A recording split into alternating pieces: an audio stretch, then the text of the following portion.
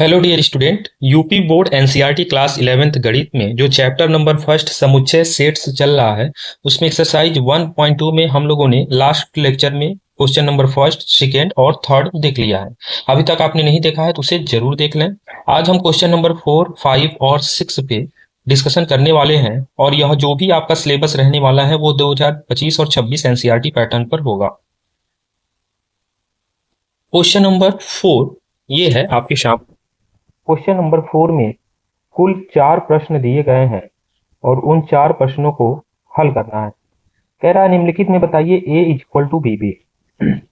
यहाँ पर a is equal to B की बात की जा रही है, मतलब यहाँ पर समान समुच्चय का प्रश्न है। यह जो प्रश्न है वो आपका समान समुच्चय से लिया गया प्रश्न है। समान समुच्चय से लिया गया प्रश्न है। इसमें पहला क्वेश्चन आपके सामने है कि अगर a समुच्चय में अवयव a, b, c और a हैं और b समुच्चय में अवयव a, c, b, a हैं, तो क्या a बराबर b होगा क्या? यहाँ पर आपको ये बताना है कि a बराबर b होगा क्या। आपको एक चीज हमने बताया कि किसी भी समुच्चय को अगर आप राइट कर रहे हैं तो वहां पर सबसे बड़ा चीज ये ध्यान देना कि कोई भी अगर अक्षर है तो रिपीट नहीं होना चाहिए, अगर संख्या है तो वह 2 बार नहीं आना चाहिए। ये मैं आपको पहले ही बता चुका हूं। अब यहाँ पर जो प्रश्न आपका दिया गया है कुछ इसी प्रकार से दिया गया है, जैसा कि आप देखें ए समुच्चय में ए बी सी ए की बात की गई है।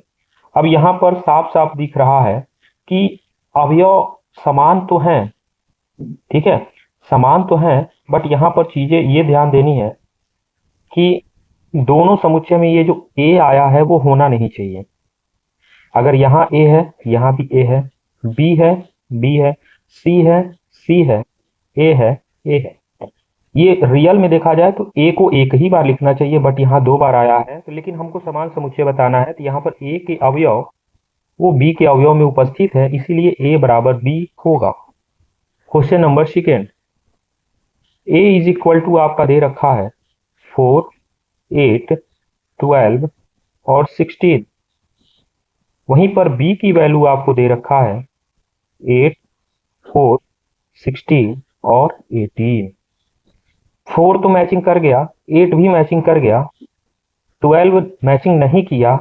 और जब एक मैचिंग नहीं करेगा तो a not is equal to b, मतलब a b के समान समुच्चय में नहीं होगा। क्वेश्चन नंबर थर्ड में आपका a इज इक्वल टू दे रखा है 2, 4, 6, 8, 10 और b इज इक्वल टू दे रखा है 8, 4, 16 और 18। अब यहाँ पर एक मिनट, ये b वाला जो है मैं ऊपर वाला लिख दिया हूँ। b आपका दे रखा है समुच्चय निर्माण। कह रहा है कि यक्ष धन पूर्णांक है और यक्ष जो है वो सम धन पूर्णांक है, सम भी है और धन भी है, मतलब 2, 4, 6, 8 और 10 के बराबर है तो 10 भी रहेगा, ठीक है। सम धन पूर्णांक 2 से शुरू होता है। अब ध्यान से देखें 2, 4, 6, 8, 10, 2, 4, 6, 8, 10, मतलब यहाँ पर a का अवयव b में उपस्थित है, इसीलिए a इज इक्वल टू क्या हो जाएगा b। और क्वेश्चन नंबर 4, जैसा कि आपको पता है मैं आपको HW देता हूं। अब ये HW में आपके पास है संख्या 10 का एक गुणज, तो 10 दूना 20 दूना 30 ऐसे रहेगा, और ये 10, 15, 20 दिया है, मतलब साफ साफ a not is equal to b। इसे आप लोग स्वयं करेंगे और कमेंट बॉक्स में मुझे इसका आंसर अवश्य बताइएगा। और अगर आप कमेंट बॉक्स में नहीं बताना चाह रहे हैं तो सक्सेस क्लासेस यह आपका व्हाट्सएप ग्रुप है, ये आपको व्हाट्सएप ग्रुप है, इस नेम पे सर्च करेंगे, उसमें आपको ज्वाइन हो जाना है। वहां पर सारे लेक्चर प्रोवाइड किए जाते हैं और सारे सॉल्यूशन को भी ध्यान दिया जाता है, जो भी डाउट है उसको पूरा किया जाता है। क्वेश्चन नंबर 5, क्वेश्चन नंबर 5 में यहाँ पर भी आपको समान समुच्चय युग्म की बात की जा रही है और यहाँ पर रीजन पूछा जा रहा है। अब यहाँ पर केवल 2 ही प्रश्न है, इसका सॉल्यूशन क्या रहने वाला है ध्यान से देखिएगा। पहला क्वेश्चन कह रहा है कि अगर a इज इक्वल टू 2 और 3 है और b इज इक्वल टू, यहाँ पर देखिए, यहाँ पर ध्यान से देखेंगे तो यह एक आपका द्विघात समीकरण है, और इस द्विघात समीकरण का जो हल होगा, यहाँ पे मैं साइड में आपको बता दूं, x square plus 5x plus 6 बराबर 0 है।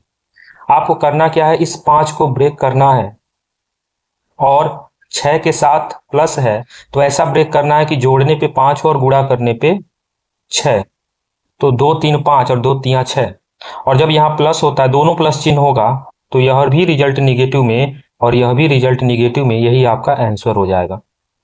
तो यहाँ पर -2 और -3 बन रहा है, तो कोई भी अवयव समान नहीं मिल रहा है, तो a not is equal to b हो जाएगा, यही आपका आंसर हो जाएगा। समझ में आ गया होगा आपको।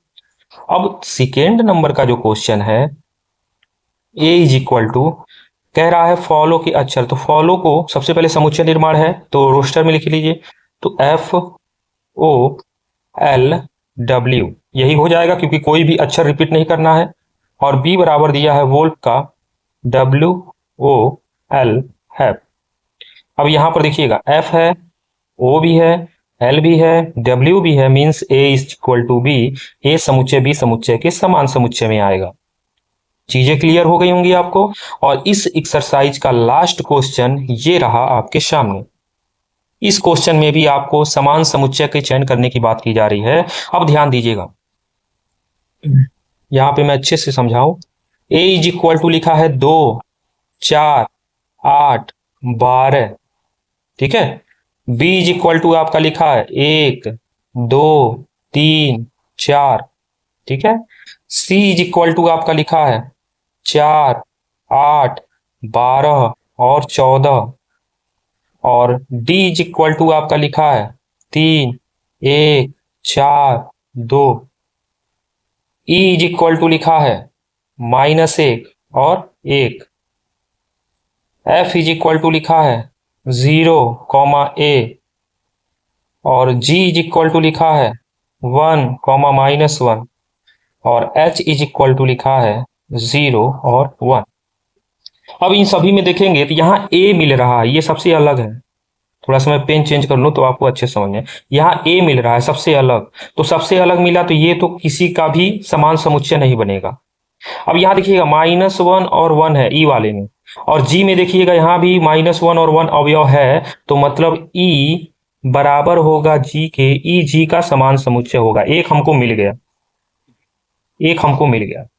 अब यहाँ देखिएगा 12 है, 12 यहाँ भी नहीं है, यहाँ है, 4 है, 4 है, 8 है, 8 है, 2 नहीं है, तो यह भी नहीं, यह भी नहीं, और यहाँ देखिएगा 1 2 3 4, और यहाँ 1 2 3 4, मतलब बी का समान समुच्चय डी होगा।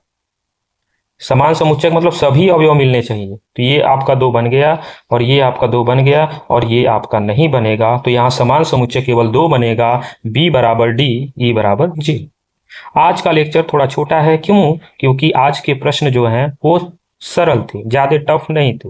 तो आपको अगर यह वीडियो अच्छा लगा तो लाइक कीजिएगा और अपने फ्रेंड तक शेयर जरूर कीजिएगा। मिलते हैं नए लेक्चर में। जय हिंद।